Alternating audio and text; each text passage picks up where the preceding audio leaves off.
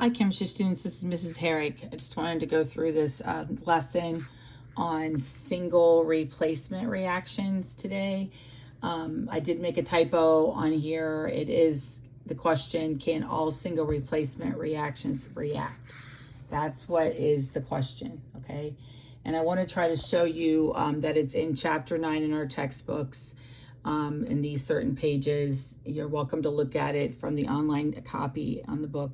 But I want to try to complete these notes here, go over these, explain this example. We have a list of reactivity that you're going to hear about from me and from the second video that's on the other side of this page. That you're going to hear about. But the most reactive metals are like lithium, rubidium, potassium, cesium are the most reactive, and they react with the metals that are in compounds below it.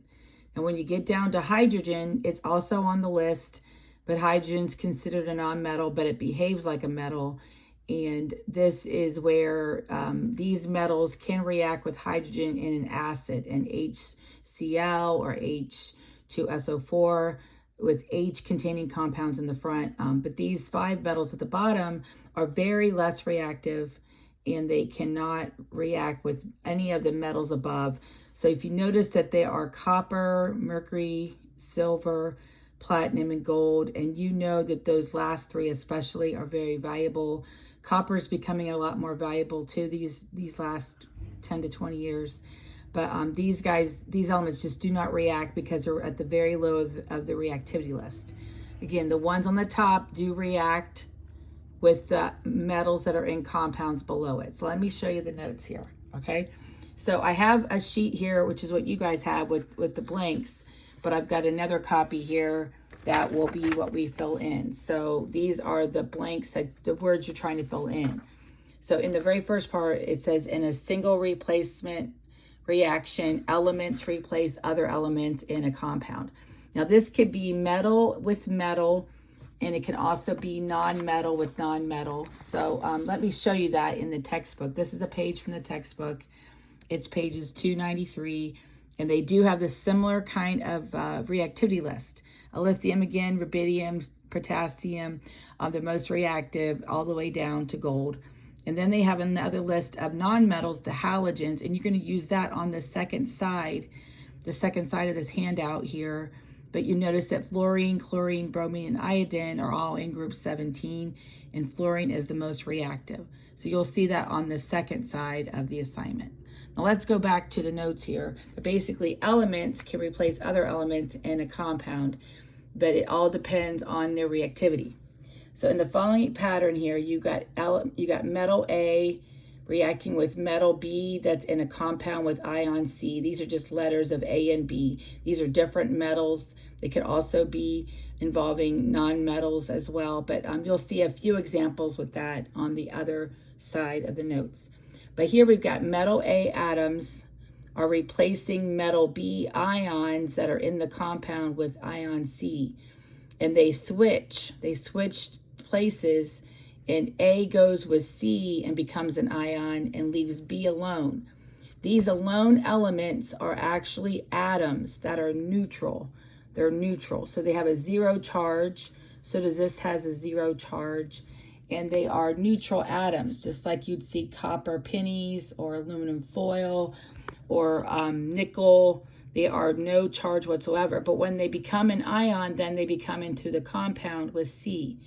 So what's happening is the metal A atom is losing electrons and chemically replaces the B ion, which then gains electrons to form the new compound with AC and element B by itself. So really what's happening is the elements are switching. Only one is switching, but we've got to see if this metal A is more reactive than metal B, okay?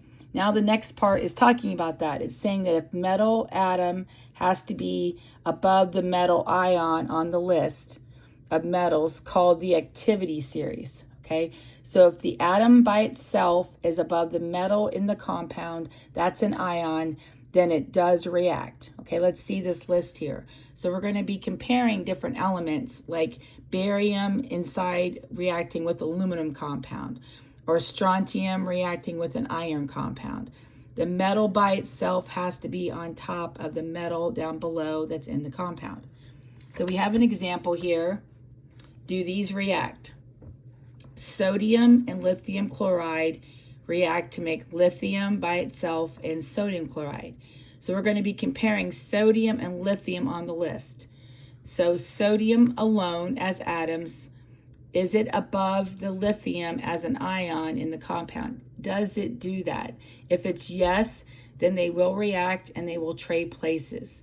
But if not, if sodium is not above lithium, if sodium is not above lithium, then it will not react and nothing happens. So let's look over here. Is sodium above lithium? We've got lithium here, but we have sodium way down further down the list. So sodium is below lithium, and so it won't react, okay? So what we find out is in the example above, sodium is alone, and our atoms that appear to react with lithium ions as lithium chloride. But looking at the activity series, you can see that that sodium is below lithium. Sodium is below lithium, so it's not as reactive. It's not as reactive, okay?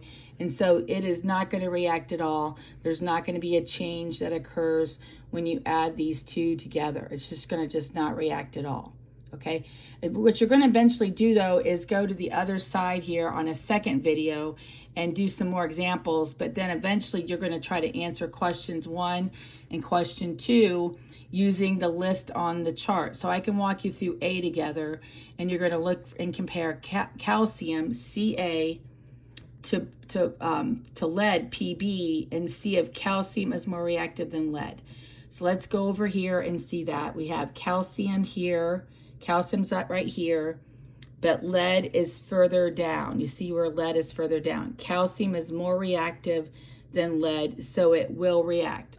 It's going to be a yes. It is going to react, okay? So we're doing question A on question 1, letter A, and we are going to have calcium and lead react. So we're going to have a whole new metal of lead. Lead's going to be coming by itself because it gained electrons from calcium, and calcium is going to lose electrons and bond with chloride and make calcium chloride. Now this case, we're going to put 2 chlorines together because calcium is +2. So you have a -1 calcium. So we have Ca, sorry that wasn't clear there, but it's CaCl2.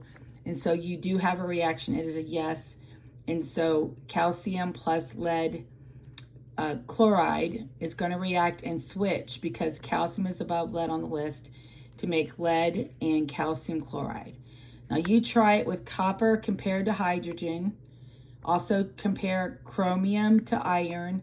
These guys have to be above the hydrogen. Chromium has to be above the iron. Tin has to be above silver to be a yes, okay? If they are a yes, then you just trade these letters and make a new compound with the metal and the non-metal on the other side. Try and do that and see what you come up with, and we'll go through the answers together tomorrow. Also, the last question, you're going to compare zinc with silver to see if it reacts on the list. Does zinc react with hydrogen on the list?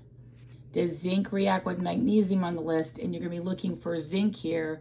Zinc's right here, and if it's above the other metals and hydrogen, then it does react. So you just put a yes or a no. Yes or no on these 3 boxes. On these top 3, try to predict what the new product will be.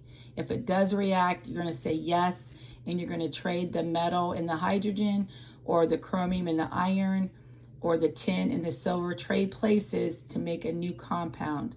So try that out and see how you do. But first, you're going to be watching the video on the other side of this page. I don't have the copy with me. It's in the computer being printed for tomorrow.